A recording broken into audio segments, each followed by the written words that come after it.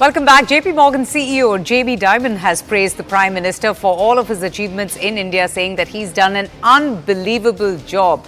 So words of praise coming in from the CEO of JPMorgan. Let's just hear it from the man himself. He's taken 400 million people out of poverty. When we go lecture Modi about, when they want trade with us, but we lecture literally. I go to these countries soon after a lot of our government officials there. It's like we're fantasizing about, climate and labor and how we think they should be running their country.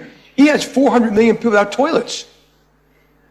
Really? And we're lecturing them how to do things. They put in this unbelievable, every citizen by hand or by eyeball or by finger is recognized. They open bank accounts for 700 million people. The transfer payments are going through. They've got an unbelievable education system, unbelievable infrastructure. They're lifting up that whole country because this one man is he's tough.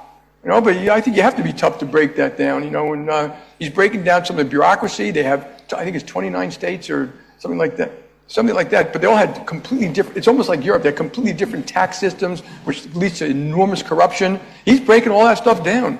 And so, there are examples of people who have just turned these things around, and we need a little bit more of that here. Joining us now for more on this is Pallavi Ghosh. Pallavi, this is huge, a big validation and a thumbs up coming in from the Prime Minister, from JPMorgan CEO, singing praises of the Prime Minister for all that he has done for the country.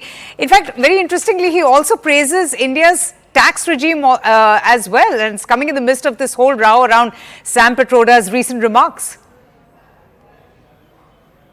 He comes out with estimates across the world, and he clearly coming in from the CEO is a huge thumbs up to our economic policies. See, there was a time and where it was believed that economic policies of India was not growth oriented, or it was very sluggish, particularly in the post-COVID era. But I think the thumbs up which is coming in, not just JPMorgan, it also has come in from other companies which give estimates, for example, the Moody's. So the quick point that he's making over here is one, of course, as you pointed out, the tax regime, which is considered to be progressive and pro-people, and also one which spurs growth. It also talks about the quick decision-making by the government. And he said, I'm very impressed with the working style of the Modi government. And India has phenomenally shown an economic growth and an upsurge, which especially in the post-COVID area, where some of the most so-called developed countries have not been able to fend for themselves. In that sense, India's story has been very different. Politically speaking, if you ask me, well, of course, it's a huge thumbs up. It's certainly going to be used by the BJP to make the point that this is exactly what we talk about when we talk about Viksit Bharat, and how a third term will actually make it $1 trillion economy. And there's a reason why people should be voting for the Modi government. Very, very big one. And rightly said, Pallavi, a huge endorsement coming in for Prime Minister Narendra Modi from JPMorgan CEO, who said that one needs a leader like that in the United States as well. Let's just play out an excerpt of that entire conversation and listen into what he has to say. Modi has done an unbelievable job in India. I mean, literally, and I know, the liberal press here, they beat the hell out of him. He's taken 400 million people out of poverty. When we go lecture Modi about, when they want trade with us, but we lecture literally. I go to these countries soon after a lot of our government officials there. It's like we're fantasizing about, climate and labor and how we think they should be running their country. He has 400 million people without toilets. Really? And we're lecturing them how to do things. They put in this unbelievable, every citizen by hand or by eyeball or by finger is recognized. They open bank accounts for 700 million people. The transfer payments are going through. They've got an unbelievable education system, unbelievable infrastructure. They're lifting up that whole country because this one man is he's tough. But I think you have to be tough to break that down, and he's breaking down some of the bureaucracy. They have, I think it's 29 states or something like that, but they all had completely different, it's almost like Europe, they have completely different tax systems, which leads to enormous corruption. He's breaking all that stuff down. And so, there are examples of people who have just turned these things around, and we need a little bit more of that here.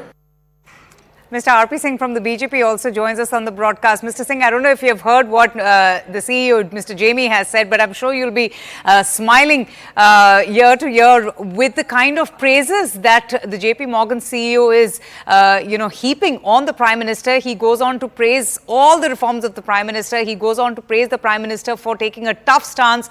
And also, very interestingly, he not just praises the Prime Minister and lauds him for his initiative of building toilets and providing access to toilets under the Prime Minister's Swachh Bharat mission, but also praises the Indian tax system. Now, this is a very interesting one, Mr. Singh, because it's coming in the backdrop of Mr. Sam Pitroda, who has recently invoked the US inheritance tax matter. Well, not only that, he also spoke about the way the Prime Minister has opened the bank accounts for poor and the complete transparency in the government benefits which go to the poor. Well, that's the best part. And also, yes, he speaks about various other policies of the government, which, as per him, which will trigger us for the third largest economy also. So, everywhere, people who understand economy, they'll appreciate the way the Prime Minister has led the country in the aura crisis when Corona was there, and thereafter, the way the whole economy has been led, and the way we are on the growth trajectory now. And then last 10 years, we have been doing very well on the economic front. True. Gives a seal of approval, his endorsement amid the ongoing political slugfest that we are seeing, Mr. R.P. Singh, over the Congress's wealth redistribution, poll promise, and Mr. Sam Pitroda's US inheritance tax. How do you see all of this in context? Well, what Sam Pitroda has said is part of the DNA of the Congress party, whether it was the Manmohan Singh earlier or whether it's Rahul Gandhi now. They have been going on the same trajectory as far as the wealth distribution and also targeting a particular community, working only for a particular community. That is, Muslim community, and they are targeting vote bank because of that. But ultimately, it's not going to help the economy. No, he's probably going to want to take country to the Karl Marx way. And long back, their leader, Narasimha Rao, and then Finance Minister Manmohan Singh gave a different trajectory to the country. And that was trajectory of growth, trajectory of taking things forward, opening up economy. But it is now with the leadership of Congress leader now, Rahul Gandhi, and then his friends, his cronies around him who are more into this socialism and communism and then more into the NGO level of political atmosphere we built in the country.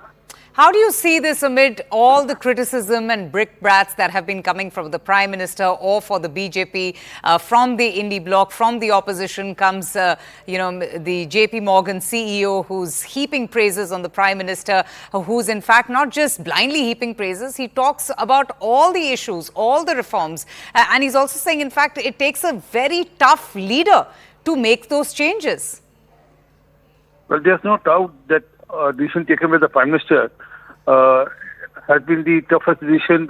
And as when he implemented GST, everyone was against GST. Today, GST has not only unified country economically also, but it has brought country to a trajectory of economic growth. Every year after year, quarter after quarter, the GST is growing. And also, how to root out corruption of the system. True. And he mentions that. He mentions that also, Mr. Singh. He says that, it only takes a very tough person to break through the traditional setup, the traditional bureaucratic shackles to try and get that change, and the change that one is now seeing for themselves.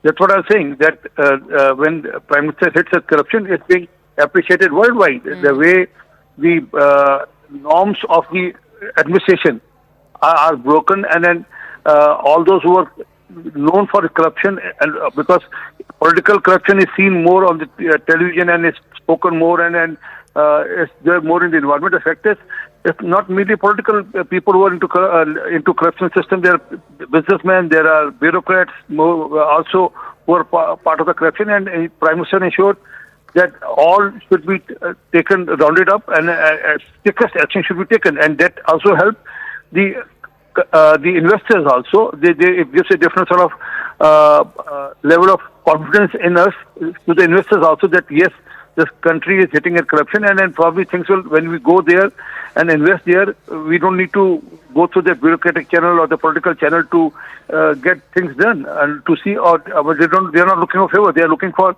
the opportunities, and then for that there are no blockers now. Right. There are right. no roadblockers now for that. All right, Mr. R.P. Singh, thank you so much for your time on CNN News 18.